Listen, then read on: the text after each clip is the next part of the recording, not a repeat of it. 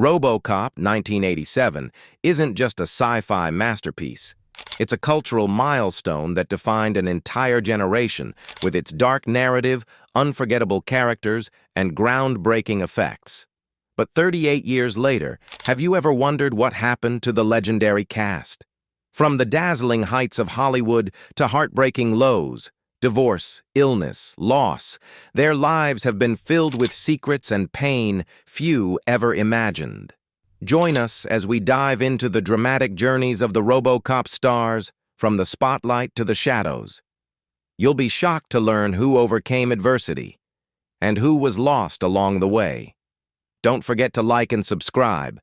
Let's dive in now. Peter Weller as Alex Murphy, RoboCop. Peter Weller, born on June 24, 1947, was 39 when he stepped into the role of Alex Murphy, the doomed cop reborn as RoboCop in the 1987 classic. This role became the pinnacle of his career, turning Weller into an immortal icon, the half-man, half-machine hero, his stiff metallic walk etched into the hearts of audiences worldwide. Growing up in a military family, Weller moved often, from Texas to Germany, which shaped his disciplined nature, but also sparked a longing for stability. Before RoboCop, he gained cult status with The Adventures of Buckaroo Banzai Across the Eighth Dimension, 1984. Holding a master's degree in Roman and Renaissance art, Weller brought intellectual depth to his roles. Yet the 1990s were filled with challenges, project rejections, and a creeping sense of being forgotten by Hollywood. He eventually shifted to directing and began teaching at Syracuse University, finding renewed purpose in mentoring the next generation. He married actress Sherry Stowe in the 1970s, but the marriage ended bitterly, leaving their daughter Rachel caught in emotional crossfire.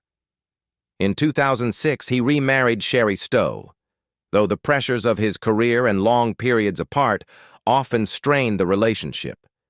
Weller also battled depression, especially during the 2000s when he felt sidelined by the industry.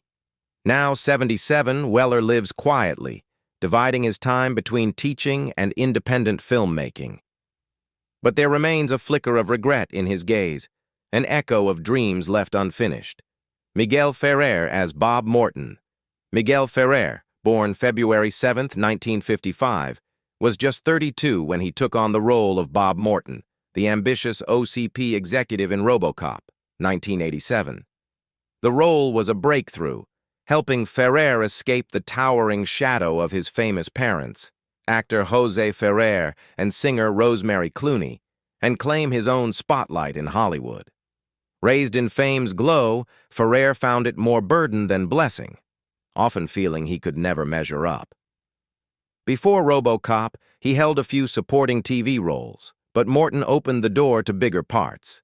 He made a mark as Albert Rosenfield in Twin Peaks, 1990 to 1991, a cold yet layered character, and later played Owen Granger in NCIS Los Angeles, 2012 to 2017.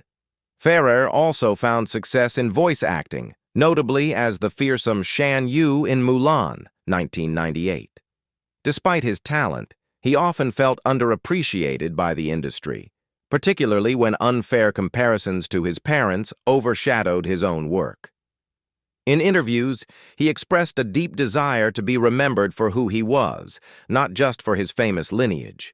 His first marriage to actress Leilani Sarelli, 1991 to 1995, lasted only 4 years, strained by clashing priorities and demanding schedules. His second marriage to Laurie Weintraub, 2005 to 2017, was similarly rocky, marked by periods of separation. He had 2 sons, Lucas and Raphael, but his career often kept him away from them, creating emotional distance he deeply regretted. In 2016, Ferrer was diagnosed with throat cancer, a cruel battle that forced him to reevaluate fractured relationships.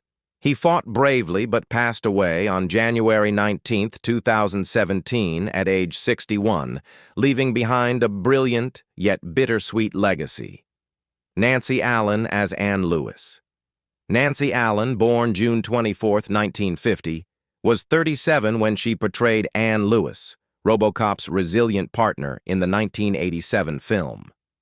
This role marked a career milestone, solidifying her status in the action genre following earlier hits like Carrie, 1976, and Dressed to Kill, 1980. Raised in New York, Allen originally dreamed of becoming a dancer before she was swept into acting.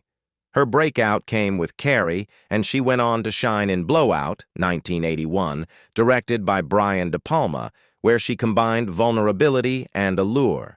But after RoboCop, her career began to slow. The harsh realities of Hollywood, which favors younger faces, relegated her to smaller TV roles. Allen eventually shifted her focus to philanthropy, particularly cancer research, where she found a new sense of purpose. Her personal life was equally tumultuous. In 1979, she married director Brian De Palma in what many saw as a picture-perfect union. However, career pressures and diverging visions led to their divorce in 1984. Allen has openly expressed her sorrow over never having children, a void she has deeply felt. She also struggled with depression as her career waned, fighting to maintain her spirit amid fading limelight. Now 74, Allen lives quietly, devoting her time to charity and reflecting on a journey marked by both triumph and heartache. Dan O'Herlihy as the Old Man. Dan O'Herlihy, born on May 1, 1919, was 68 when he portrayed the Old Man, the powerful head of OCP in RoboCop, 1987. With his piercing gaze and authoritative voice, O'Herlihy perfectly embodied the theme of corporate corruption, making his character a symbol of absolute power. Already an acclaimed actor, he had received an Academy Award nomination for The Adventures of Robinson Crusoe, 1954, bringing an irreplaceable depth to the role. He began his career on the Dublin stage before conquering Hollywood. While Robinson Crusoe was a career highlight, O'Herlihy also impressed as the chilling villain in Halloween the 3rd, Season of the Witch, 1982. His remarkable range, from heroes to villains, earned him lasting respect. After RoboCop, declining health led him to scale back his work, though he continued making memorable guest appearances on shows like Twin Peaks, 1990. In 1945, he married Elsie Bennett, a love that lasted over 50 years and anchored him through the storms of Hollywood. They had 4 children, but family life wasn't always smooth. Career pressures and public expectations sometimes created distance between him and his kids. In 1978, their eldest son died in a car accident, a devastating blow that plunged Dan and Elsie into deep grief. After Elsie passed away in 2000, O'Herlihy lived in solitude, grappling with his fading health and the loss of his life partner. He died on February 17, 2005, at the age of 85, leaving behind a legacy of talent, resilience, and quiet strength. Ronnie Cox as Dick Jones. Ronnie Cox, born July 23, 1938, was 49 when he portrayed Dick Jones, the ruthless vice president of OCP in RoboCop, 1987. This role made Cox one of the most unforgettable villains of the 1980s, his sneering smile and calculated cruelty underscoring the film's critique of corporate greed. Though often typecast as a villain, Cox brought a nuanced charisma that made Dick Jones both despicable and compelling. Raised in poverty in New Mexico, Cox found solace in music and theater from an early age.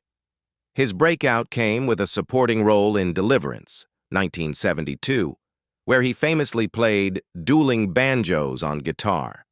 He also stood out in Bound for Glory, 1976. But it was villainous roles in RoboCop and Total Recall, 1990, that defined his screen career. Off-screen, Cox is a gifted folk musician who has released several heartfelt albums. However, he often felt stifled by Hollywood, prompting him to return to the stage for creative freedom. In 1960, he married Mary Cox in a relationship that lasted nearly 5 decades, but was tested by the strains of his Hollywood career. They had 2 sons, though Cox later admitted to neglecting his family for work, something he deeply regrets. In 1990, their eldest son, Brian, died of a rare illness, plunging Cox into a period of intense depression. He struggled with emotional stress, especially as Hollywood began to overlook him. Now 86, Cox leads a quiet life, composing music and reflecting on a journey filled with both joy and sorrow.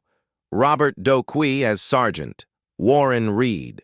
Robert Doqui, born April 20th, 1934, was 53 when he played Sergeant.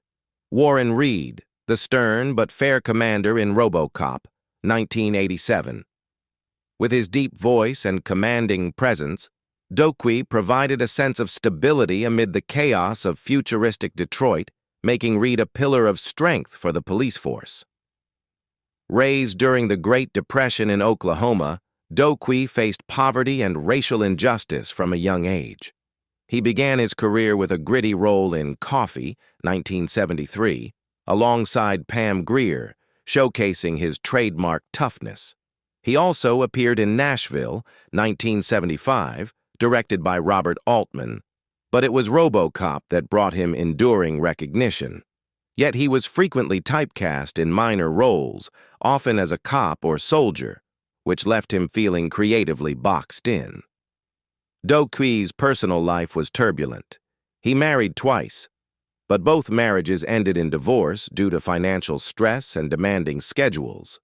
He had 2 children, but over time, emotional distance grew between him and his family, a source of lasting pain. In the 1970s, Doqui battled alcoholism, using it to cope with the pressures of Hollywood. He also endured the death of his younger brother in a car accident and a house fire that destroyed cherished possessions, tragedies that left lasting emotional scars. His health deteriorated in his final years, and he passed away on February 9, 2008, at the age of 73, leaving behind a legacy of resilience and talent. Kurtwood Smith as Clarence Boddicker. Kurtwood Smith, born July 3, 1943, was 44 when he played Clarence Boddicker, the vicious crime boss in RoboCop, 1987. With his sinister grin and ruthless behavior, Boddicker wasn't just a villain, he became an embodiment of the film's dark criminal underworld. Raised in Wisconsin, Smith grew up in a household shadowed by his father's PTSD following World War II, creating an unstable home life. He gained early attention for playing villains, including a role in Star Trek VI, The Undiscovered Country, 1991, and later achieved pop culture fame as Red Foreman in That 70s Show, 1998 to 2006, where his sharp humor resonated with audiences.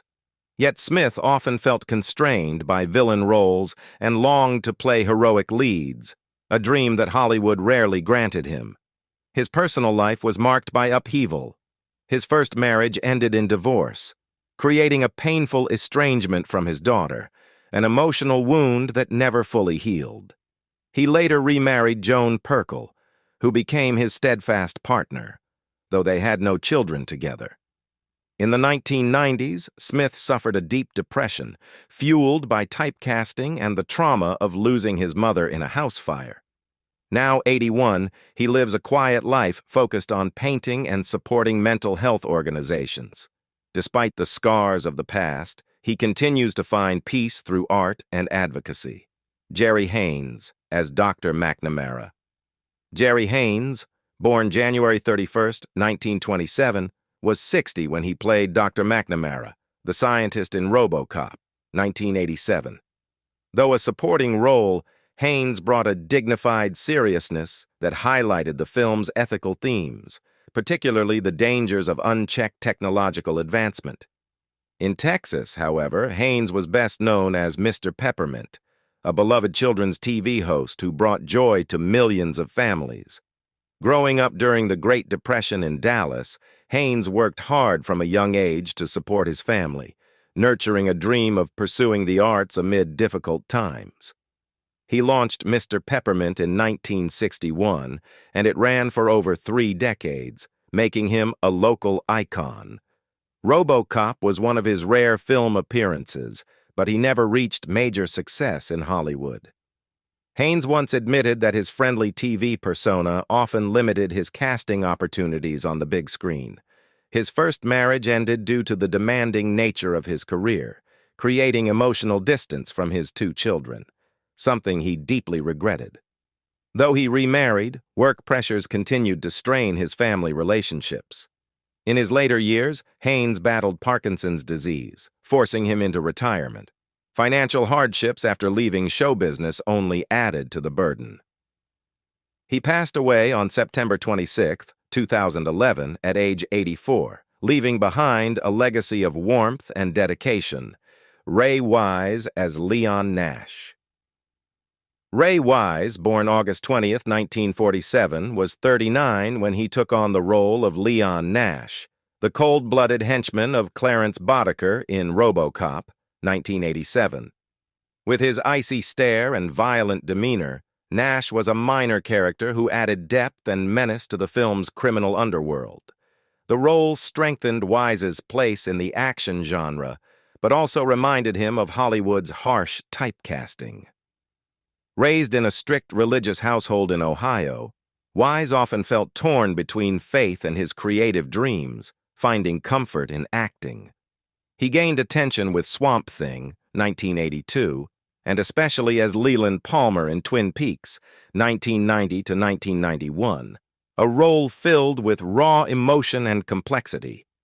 He later appeared in Dead End, 2003, though he was frequently cast as antagonists. Wise's personal life was no less turbulent. His first marriage ended in the late 1980s due to career pressures, straining his relationship with his two children. He remarried in 1998 to Cass McClaskey, finding some peace, though he carried emotional wounds from the past. He experienced severe depression following his father's death from cancer and the suicide of a close friend. As opportunities dwindled in the 2000s, Wise fell further into despair. Now 77, he has retired from acting but remains active as a mentor to young performers, searching for healing through the act of giving back. Mario Machado as Casey Wong.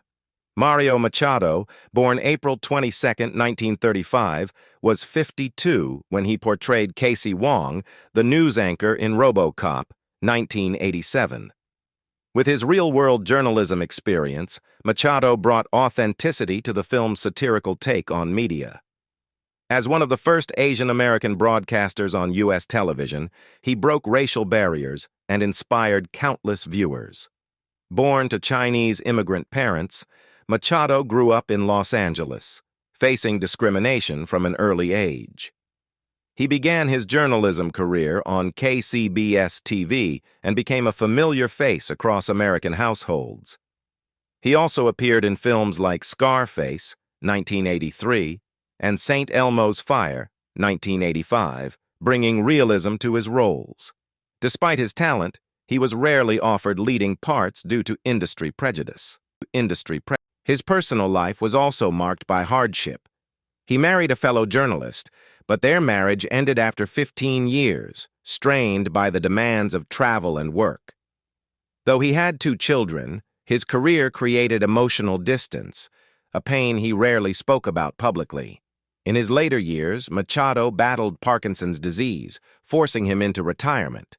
Financial difficulties followed, compounding the challenges of declining health.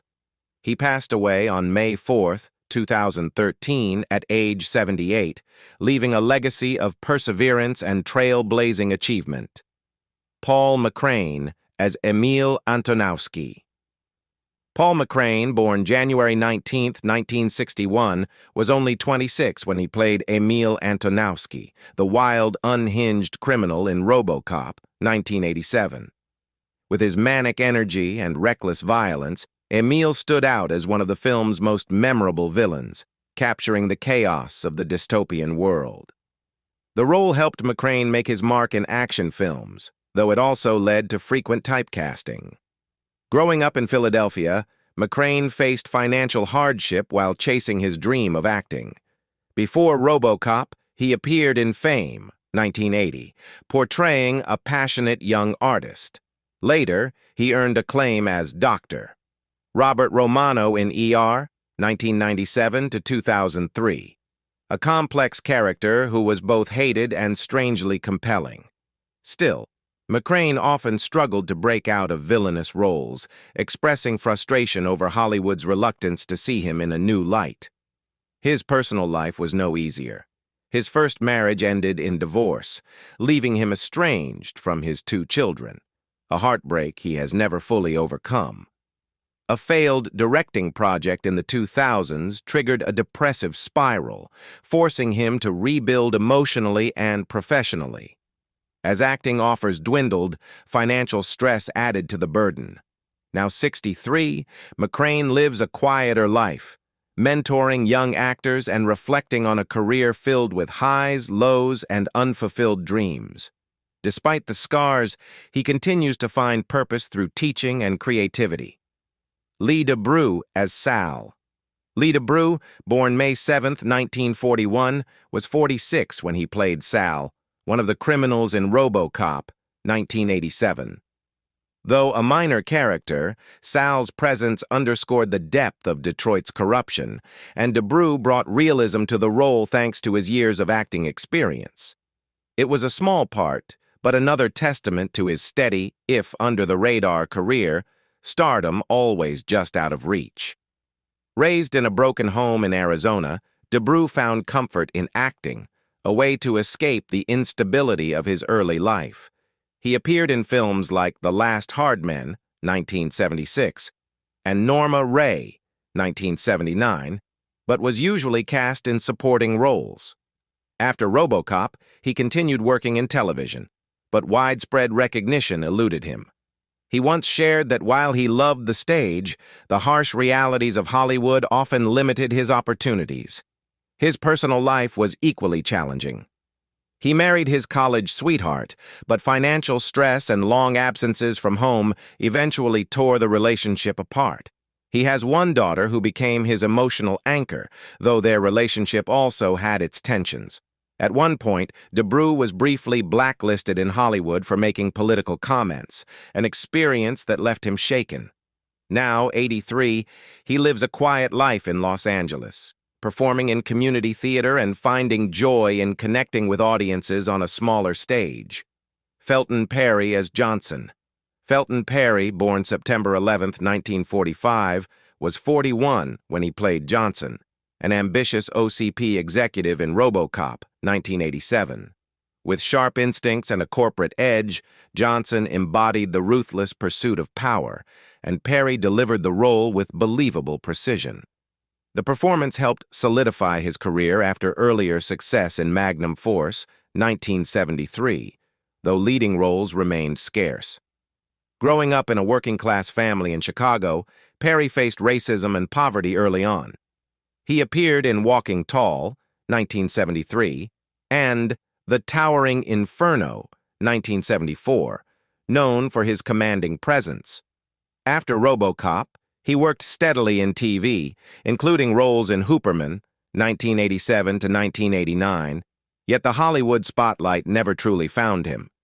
Perry once expressed frustration that he longed for more diverse roles, but was often confined to supporting parts. His personal life brought deep sorrow. His only marriage ended after 8 years due to irreconcilable differences. He has a daughter who has struggled with mental illness, something that caused Perry immense emotional pain. He also lost his sister early in life and later endured both a car accident and foreclosure on his home, deepening his hardships. Now 79, Perry lives quietly and occasionally performs in community theater, finding peace in reconnecting with his passion for acting. Jesse D. Goins as Joe Cox. Jesse D. Goins, born July 23, 1952, was 35 when he played Joe Cox, a violent criminal in RoboCop, 1987. Though a supporting role, Cox's wild brutality contributed to the film's portrayal of a collapsing society, and Goins delivered a fiercely energetic performance. It became a standout in his career, though he was rarely given broad recognition. Raised in a troubled home in California, Goins found solace in theater at an early age. He appeared in The Greatest American Hero, 1981 to 1983, and War Games, 1983, but never broke into leading roles. After RoboCop, he continued acting in television, though he struggled to find a breakthrough. Goins once admitted that despite loving the craft, Hollywood's unforgiving nature left him disheartened. His personal life was no less difficult. His one marriage ended after 10 years, strained by his hectic work schedule. He had one son, but their relationship became distant over time. In a short span, he also lost his father and a close friend, back-to-back tragedies that weighed heavily on him. Goins passed away on August 18, 2020, at the age of 68 from a heart attack, leaving behind a legacy of dedication and a kind spirit. Michael Gregory as Lieutenant Hedgecock. Michael Gregory, born November 26, 1944, was 42 when he played Lieutenant. Hedgecock, the tough, no-nonsense police officer in RoboCop, 1987. With a stern presence, Hedgecock represented the rigid discipline of law enforcement, but the role was not enough to launch Gregory to stardom. Like many character actors, he remained trapped in minor roles, a hard truth of the Hollywood system. Raised in a strict household in Pennsylvania, Gregory often felt overshadowed by his siblings. He appeared in Beverly Hills Cop, 1984, and The A-Team, 1983 to 1987, yet never secured major fame. After RoboCop, he continued taking uncredited parts and gradually faded from the spotlight. Gregory once shared that while he loved acting, he was never truly given the chance to shine. His personal life was rocky. He married twice. His first marriage ended due to infidelity, and the second collapsed under the strain of work. He has 2 sons, Mark and Stephen, but tensions in their relationship have lingered. A car accident in 1990 left him with chronic pain that affected his ability to perform. Now 80, Gregory lives a reclusive life in California, occasionally attending fan conventions, carrying with him the quiet sorrow of dreams that never fully came true. Which actor or character was your favorite? Let us know in the comments, and don't forget to like and subscribe for more amazing stories from the golden age of film.